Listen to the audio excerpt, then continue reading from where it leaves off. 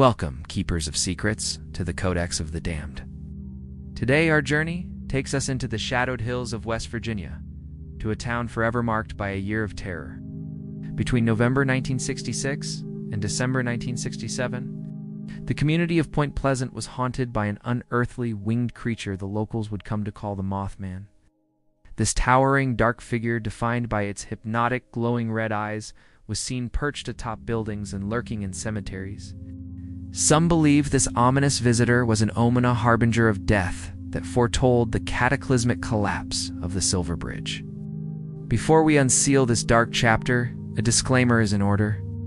I have researched this topic extensively, from witness accounts and articles to documentaries on the subject. And the truth is this: there is no physical proof of the Mothman's existence, nor is there any empirical evidence that such a creature caused the Silver Bridge to fall. However, the accounts from that terrifying year are so compelling, so chillingly consistent, that they have woven themselves into the fabric of American folklore. The story is what matters. So, let's dive into the legend of the Mothman. For years before the first shadow fell, Point Pleasant was a quintessential American small town, nestled where the Ohio and Kanawha rivers meet. It was a quiet haven for those who enjoyed fishing and boating more than crowds and city lights. In 1966, with a population of just around 6,000 residents, it was the kind of place where everyone knew their neighbors, and nobody locked their doors. It was the perfect, peaceful setting for a nightmare to unfold. The town's innocence was shattered on the moonless night of November 15, 1966. Two young couples, Roger and Linda Scarberry and Steve and Mary Millette, were driving near the abandoned TNT munitions plant when their headlights caught something unearthly. They described a figure 6 or 7 feet tall, with huge wings that folded against its back and two hypnotic glowing red eyes. They watched in stunned silence as the creature unfolded its 10-foot wingspan and launched itself into the sky, disappearing into the oppressive darkness.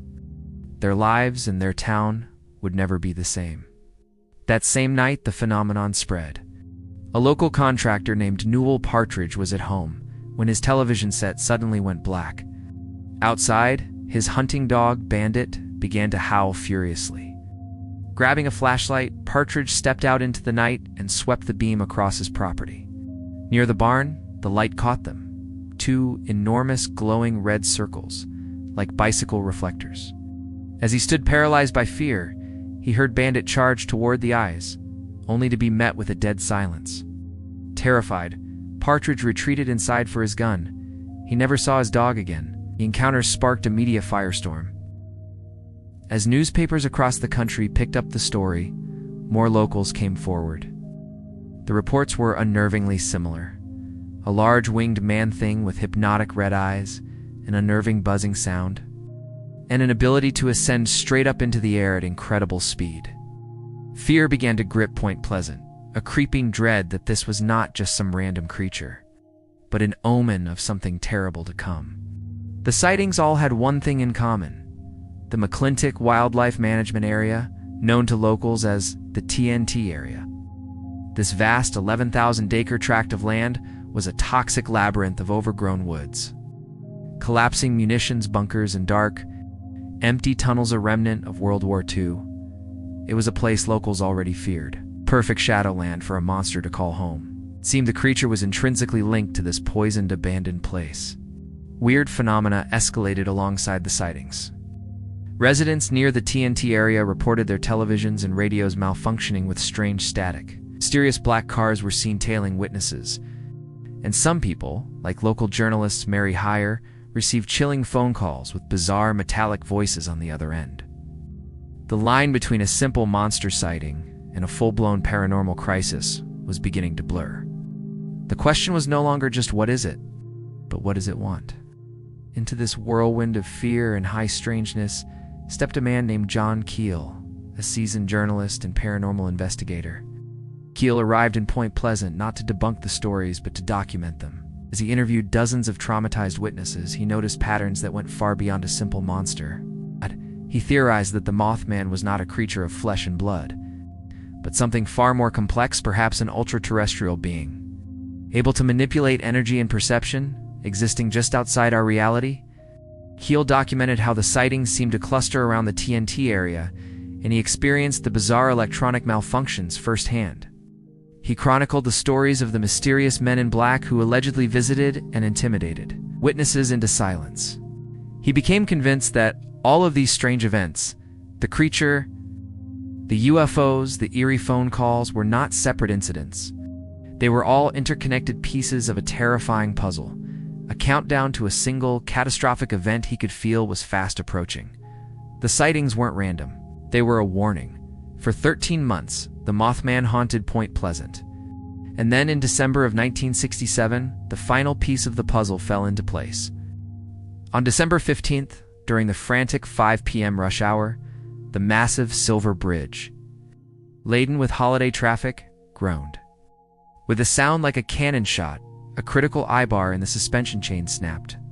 In less than 20 seconds, the entire structure twisted, buckled, and plunged into the icy waters of the Ohio River. 46 people lost their lives in the disaster. The disaster shocked the nation, but for the residents of Point Pleasant, shock was mingled with a chilling realization. The Mothman was gone. In the immediate aftermath of the collapse, the sightings, the weird phone calls, and the electronic interference all came to an abrupt and total halt. The connection was undeniable in the minds of those who had lived through the terror. Had the Mothman been trying to warn them? Or was it a malevolent entity that had somehow caused the disaster? Was it an angel or a demon? The questions lingered unanswered in the cold winter air.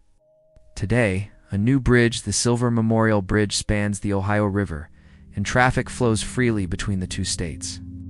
The wreckage of the original bridge was long ago cleared from the riverbed, but the memory of that day and of the 13 months of terror that preceded it has never faded.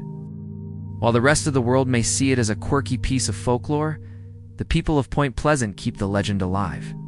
They have to. They were the ones who saw it. Thank you for joining us in the Codex of the Damned. The legend of the Mothman is a stark reminder that there are some mysteries that refuse to be solved, and some warnings we may not understand until it's too late.